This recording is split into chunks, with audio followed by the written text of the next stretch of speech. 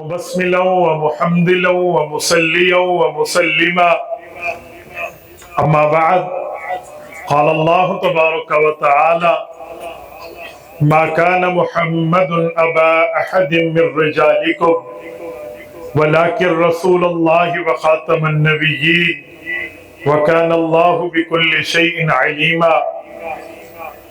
عن أبي هريرة رضي الله تعالى عنه قال قال رسول الله صلى الله عليه وسلم فضلت على الأنبياء بست أوتيت جوامع الكلم ونصرت بالرعب وأحلت لي الغنائم وجعلت لي الأرض مسجدا وطهورا وأرسلت إلى الخلق كافة وختم بي النبيون.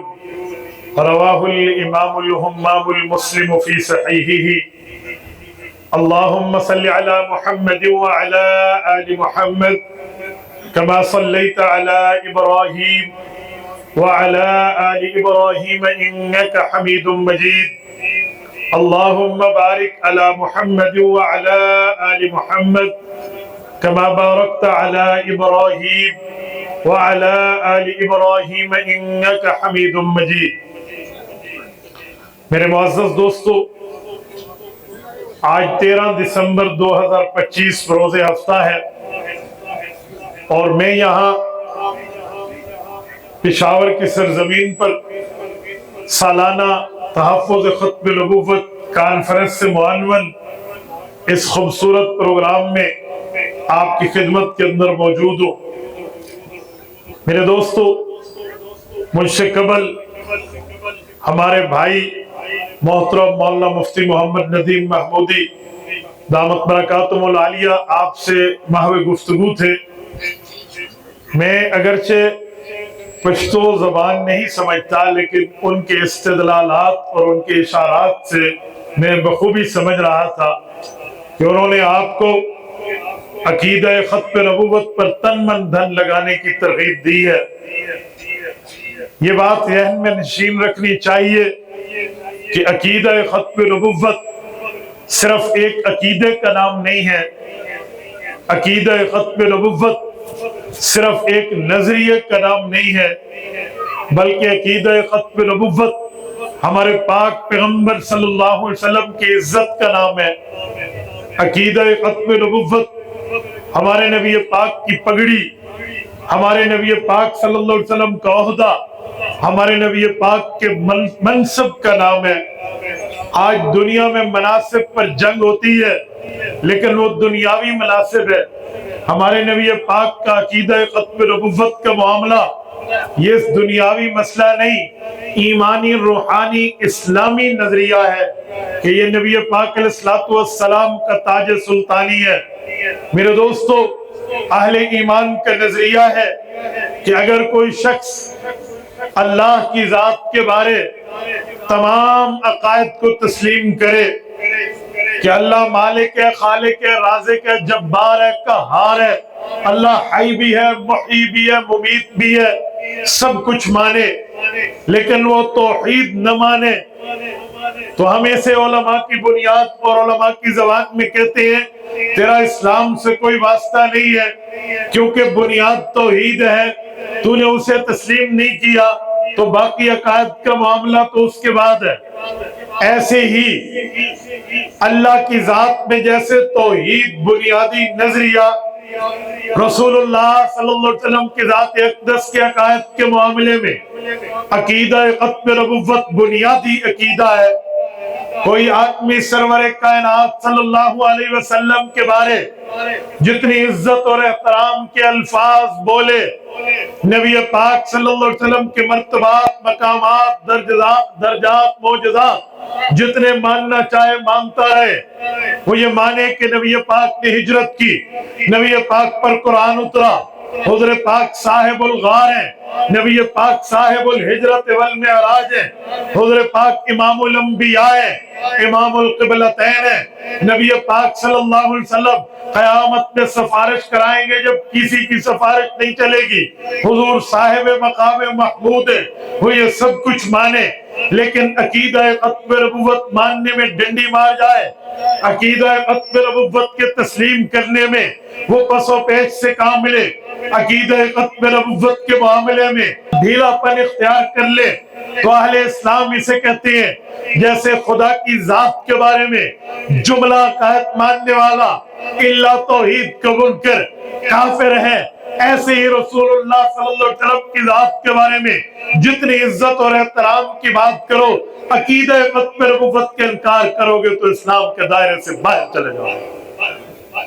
یہ بنیادی نظریہ, یہ بنیادی عقیدہ ہر مسلمان کا عقیدہ ہے. اور میرے دوستو ایک بات ذہن نشین مزید بھی رکھنی چاہیے کہ عقیدہ ختم نبوت اس پر کوئی دو نمبری نہیں ہو سکتی, اس پر کوئی ڈھیلا پن اختیار نہیں ہو سکتا, اس پر کوئی اسپیس اور گنجائش کی بات نہیں کی جا سکتی.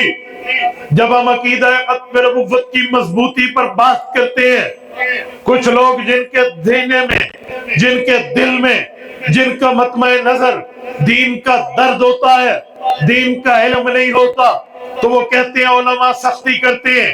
پاک پیغمبر تو بڑے نرم تھے, رسول اللہ کی نرمی, رسول اللہ کی شفقت, حضور پاک کی رحمت, حضور پاک کا ترحم یاد کر کے رحمت کے واقعات سنا کر علماء کا تختیہ کرتے ہیں کہ پاک پیغمبر تو دشمن کو معاف کرنے والا, پاک پیغمبر تو لوگوں پہ احسان کرنے والے تھے, لہذا قادیانیت کے معاملے میں بھی نرمی دے دی جائے, ختم نبوت کے معاملے میں بھی گنجائش دے دی جائے.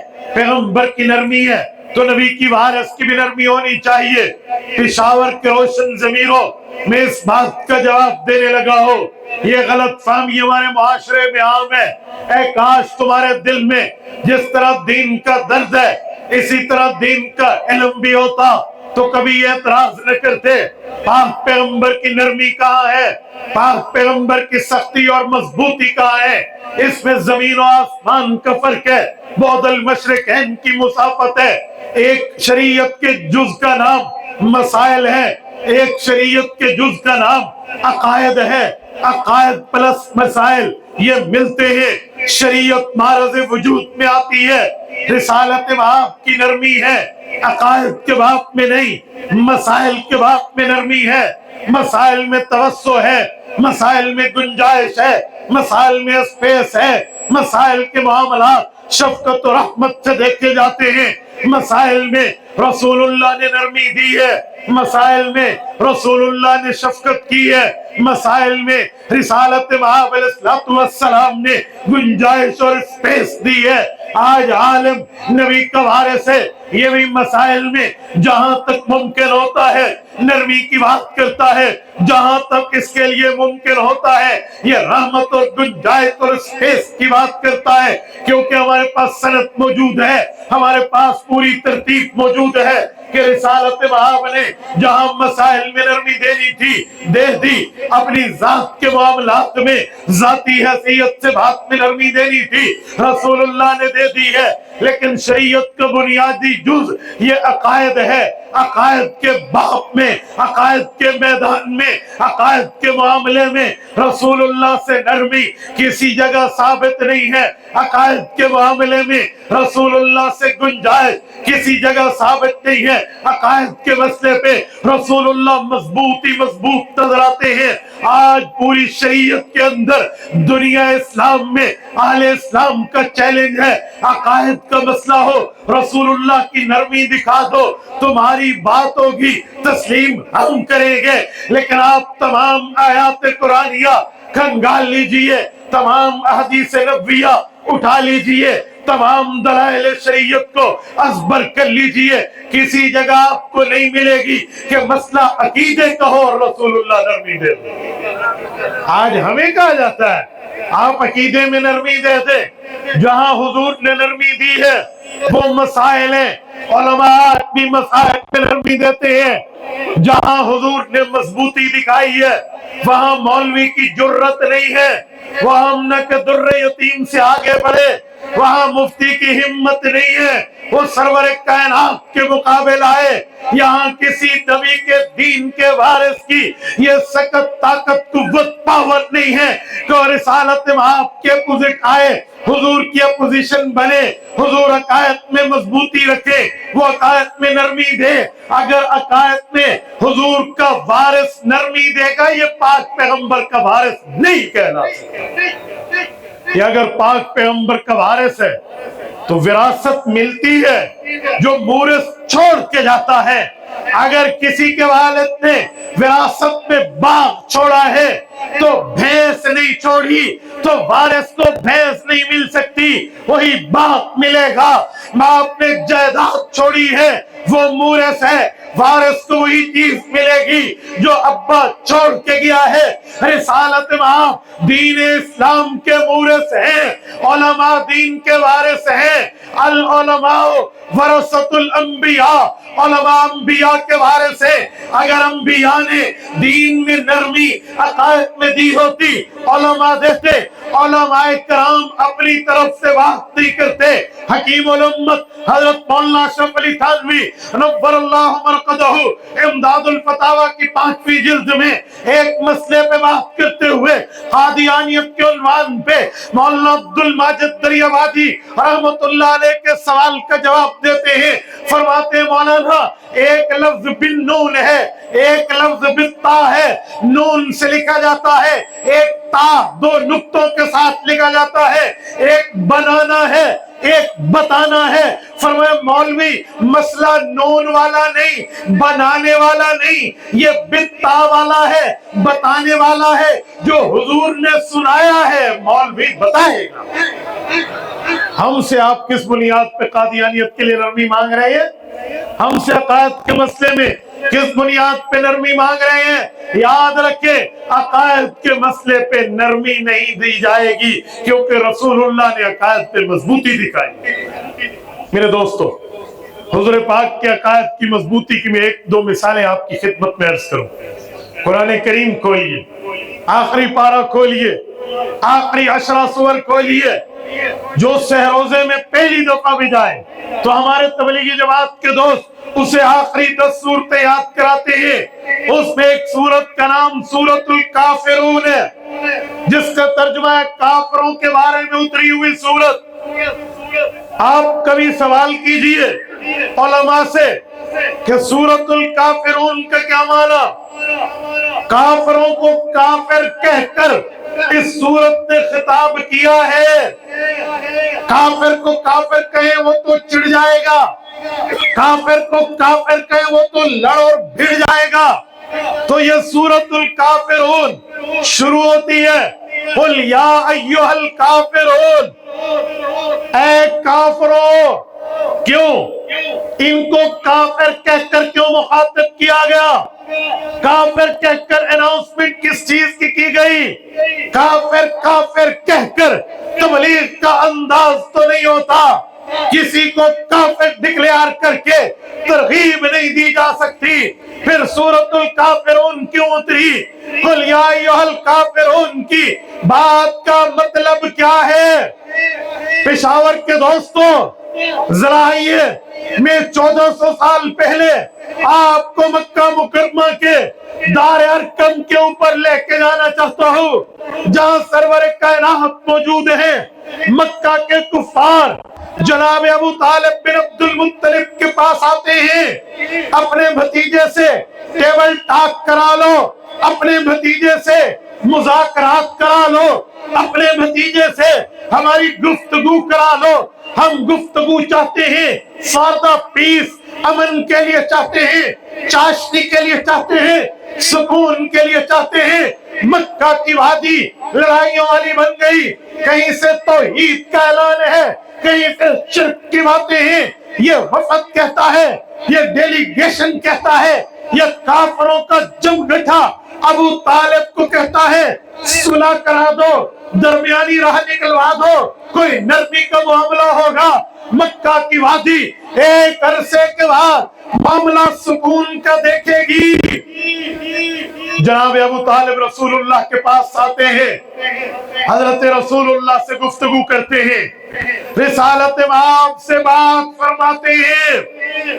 نبی پاک نے پوچھا، چچا جان یہ لوگ یہ بات کرنے آئے یا ساتھ کچھ اور بھی کہا؟ کہ بھتیجے کچھ اور بھی کہا۔ پوچھا کیا کہا؟ کہا 3 آفرز بھی کی ہیں، 3 انعامات کی بات بھی کی ہے۔ چاچا جان کون سا انعام؟ وہ کہتے ہیں نرمی کر لو، ہم 1 سال آپ کے رب کی عبادت کریں گے، اللہ کو وحدہ لا شریک مانیں گے، توحید مانیں گے، پورا سال۔ جب سال گزرے گا اگلے سال آپ بتوں کو مانو گے، پھر اگلے سال ہم اللہ کو مانیں گے، پھر اگلے سال آپ بت کو مانو گے۔ 50-50 آدھو آدھ ہو جائے گا، نصف لی و نصف لک کا عملی مظاہرہ ہوگا۔ لڑائی نہیں ہوگی، فساد نہیں ہوگا، دنگا مشتی نہیں ہوگی، سکون ہی سکون ہوگا۔ ہم سے معاہدہ کر لو۔ حضرت پاک نے پوچھا پھر آفر کیا دی ہے؟ انہوں نے مانگ ہماری کیا پوری کرنی تھی؟ کہا جی 3 باتیں کی ہیں۔ پہلی بات کہ اگر خوبصورت، حسین، محجبین، دل نشین، بہترین شکل کی لڑکی چاہیے، آپ کے قدموں میں ڈھیر کر دیں گے، اس حسینہ جمیلہ آپ کے قبضے میں دیں گے۔ دنیا میں کسی لڑکی پہ انگلی کا اشارہ کرنا آپ کا کام ہوگا۔ انہیں دولت لگانی پڑے، انہیں مال و دولت کے سمندر و دریا بہانے پڑے، یہ ہر صورت جیسے کیسے تیسے اس کو لے کر آئیں گے، آپ کے حوالے کریں گے۔ اگر یوں نہیں چاہیے تو دوسری چیز یہ ہے، آپ کو بادشاہت چاہیے تو بلا شرکت غیرے آپ کو حکمران مانیں گے۔ اگر یہ بھی نہیں ہے، دولت، مال، ثروت، دراہم، دنانیر، سونا چاندی کے معاملات چاہیے، آپ کے قدموں میں ڈھیر کر دیے جائیں گے۔ رسالت مآب کا جواب سنیے۔ امام ابن ہشام نے سیرت ابن ہشام میں لکھا ہے، جناب نبی پاک علیہ السلام نے چچا جان کی گفتگو بڑی تسلی سے سنی اور جواب میں فرمایا، یا امی، اے میرے پیارے چچا جان، لو وضع الشمس علی یمینی والقمر علی یساری الا ان اترک هذا الامر ما ترکتہ۔ چچا جان یہ تو دنیا کی لڑکی، یہ تو دنیا کی دولت، یہ تو دنیا کی سلطانی، یہ مجھے دینے پہ تیار ہے۔ نہیں، یہ اگر اس سے بھی آگے بڑھیں، بہت آگے جائیں، بہت اوپر جائیں، اور یہ آسمان پہ اگر جا سکیں، جا تو نہیں سکتے، لیکن اگر پہنچ بھی گئے بالفرض والمحال، آسمان کے سورج کے گھٹنوں پہ ہاتھ رکھ کے منت و ترلا کر کے اگر یہ اسے نیچے لائیں، میرے دائیں ہاتھ پہ رکھ دیں، آسمان کے چاند کو لائیں، میرے بائیں ہاتھ پہ رکھ دیں، اور مجھے شرط یہ دیں، الا ان اترک هذا الامر، میں عقائد پہ سودا بازی کر لوں، میں چاند اور سورج کو زمین پہ دے ماروں گا، ما ترکتہ، عقیدے کو نہیں چھوڑوں۔ رسول اللہ صلی اللہ علیہ وسلم کا یہ جواب، پشاور کے غیرت مندوں مجھے بتاؤ، یہ عقیدے پہ نرمی ہے یا عقیدے پہ مضبوطی ہے؟ جواب نہیں ہے۔ میں اکیلے کی آواز اب سب سے زیادہ ہے۔ یہ عقیدے میں نرمی ہے یا عقیدے میں مضبوطی ہے؟ تو پھر مجھے، علماء کو، ہمارے طبقے کو یہ بات کیوں کی جاتی ہے؟ حضور بڑے شفیق تھے، بڑے رحیم تھے، بڑے کریم تھے، پاک پیغمبر کی شفقت بڑی اعلیٰ اعلیٰ اشرف اکرم افضل تھی، لہذا تم بھی نرمی دو۔ میں نے کہا علم سے کورا کہہ سکتا ہے، اہل علم نہیں کہتا۔ عقیدے کے اندر پاک پیغمبر مضبوط ہی مضبوط نظر آتے ہیں۔ تو جب حضور مضبوط ہے، مولوی کی جرت تو نہیں ہے اس کی ہمت طاقت قوت سکت تو نہیں ہے کہ وہ پاک پیغمبر سے آگے بڑھ کے کوئی بات کر دے۔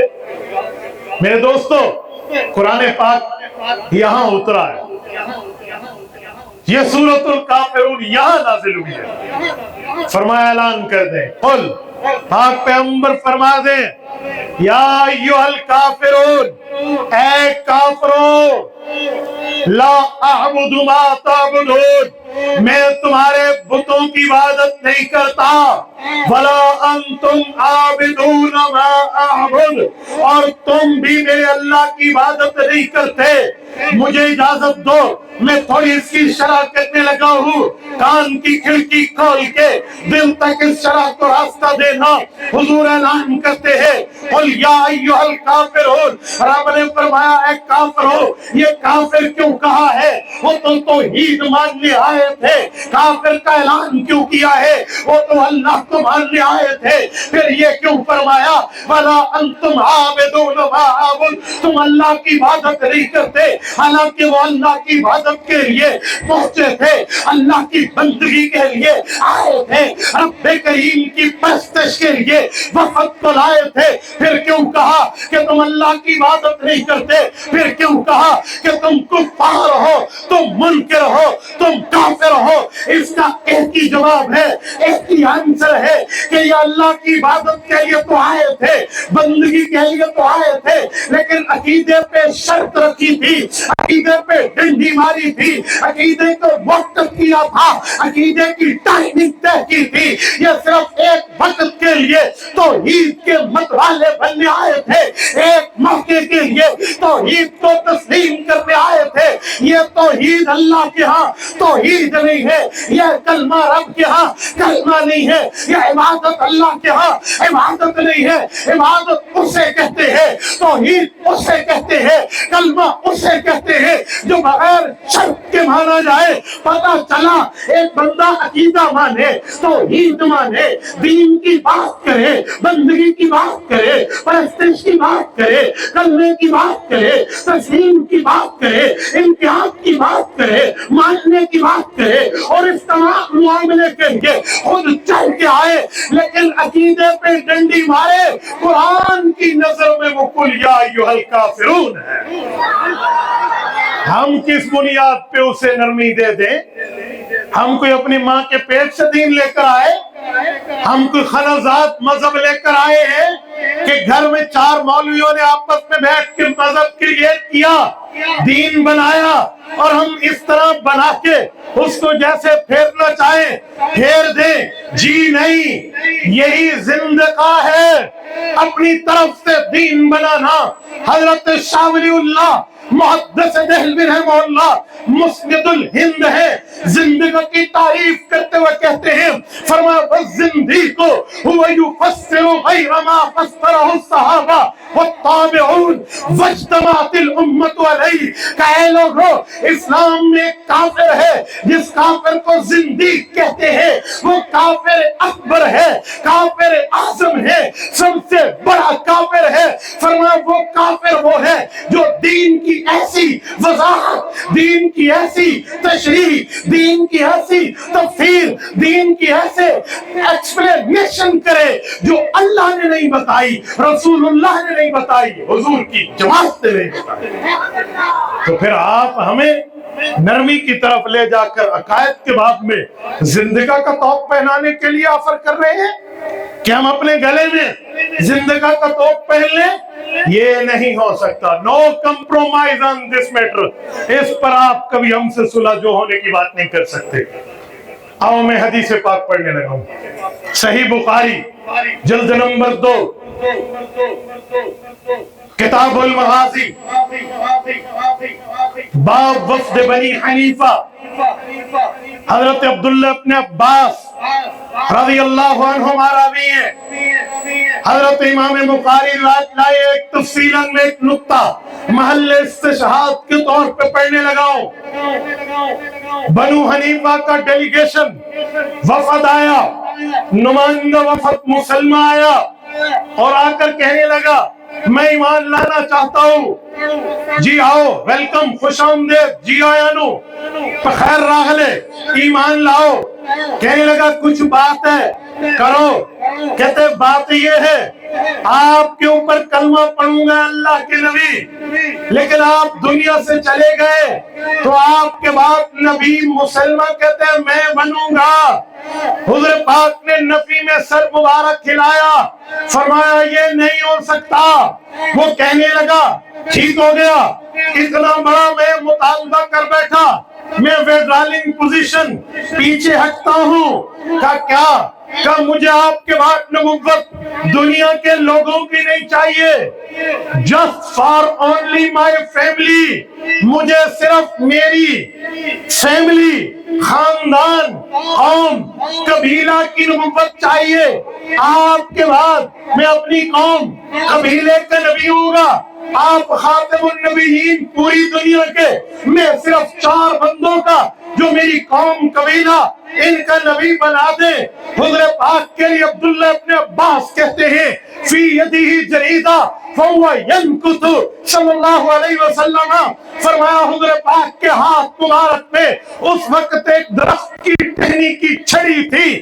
پاک پیغمبر اس چھوٹی سی ٹہنی، ایک چھڑی، اس لکڑی سے زمین کو کرید کر بات فرما رہے تھے. جب اس نے کہا پوری دنیا کی نبوت نہیں چاہیے، صرف اپنی قوم، قبیلے، فیملی، خاندان کی نبوت دے دیں، حضور پاک نے وہ لکڑی اٹھائی اور فرمایا مسلمان تو نبوت کی بات کرتا ہے، اس شرط پہ تو ایمان لا کہ تیرے میرے بعد تو قوم کا نبی بن.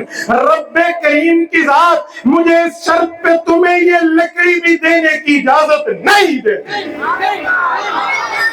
مجھے بتائیں، مسلمہ حضور کے پاس ہے، مدینے کا نہیں ہے، بنو حنیفہ کا ہے. بنو حنیفہ کہاں ہے؟ حضرات علماء جانتے ہیں ریاض کے ساتھ 100 کلومیٹر کا سفر کریں الخرج ہے، 100 کلومیٹر کا سفر کریں جبیلیہ ہے. اس دونوں علاقوں میں مسلمہ کی قوم بستی تھی.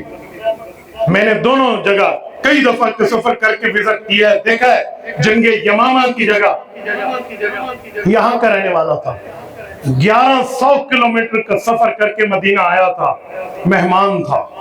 مہمان کا تو اکرام ہوتا ہے چاہے کافر کیوں نہ ہو، مہمان کی تو عزت ہوتی ہے چاہے دشمن کیوں نہ ہو. اور حدیث ہے حضور پاک نے فرمایا من کان منکم یؤمن باللہ والیوم الاخر فلیکرم ضیفہ. فرمایا تم اللہ پہ، یوم آخرت پہ ایمان رکھنے والے ہو تو مہمان کا اکرام کیا کرو. یہ تو حدیث ہے. ہمیں ایز اے مسلم یہ اللہ کی طرف سے اکرام کریں.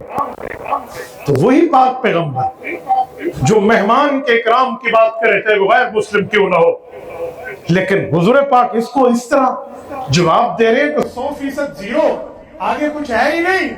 آگے ریڈ لائن کھینچ کے رکھ دی.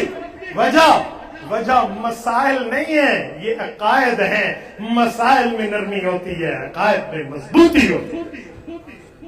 تو یہ عقیدہ ختم نبوت کا پروگرام آج مولانا عبدالحق صاحب نے کر کے آپ کو اور ہمیں جمع کیا. یہ تمام ہمارے علماء کرام، مشائخ، بزرگ یہاں تشریف لائے اور آپ کے سامنے گفتگو کی. رب جزائے خیر دے ہمارے محمد عمیر کو، ان کے واسطے سے میں بھی آپ کے سامنے موجود ہوں. تو صرف بات ایک ہی ہے کہ عقیدے پہ کمپرومائز نہیں ہوتا، عقیدے پہ مضبوطی ہوتی ہے. عقیدے کو بیان کیا جاتا ہے، چھپایا نہیں جاتا، سنایا جاتا ہے، بتایا جاتا ہے، سمجھا اور سمجھایا جاتا ہے. اس پر کسی قسم کی غداری نہیں کی جاتی. تو عقیدہ ختم نبوت کے لیے بھی میں آپ سے اسی بات کا مطالبہ کر کے اجازت چاہوں گا کہ ہم عقیدہ ختم نبوت کے لیے کل بھی ایک تھے، آج بھی ایک ہے، آئندہ بھی ایک رہیں گے. ہو گے یا نہیں ہو گے؟ اور سنیں، باقی جتنے مسائل ہوں گے ہمارا اختلاف ہوگا، ہم ادھر ایک دوسرے سے دلائل میں بات بھی کریں گے، لیکن جب بات ختم نبوت کی آئے گی اس وقت ہر کلمہ گو رسول اللہ کا محافظ بنے گا.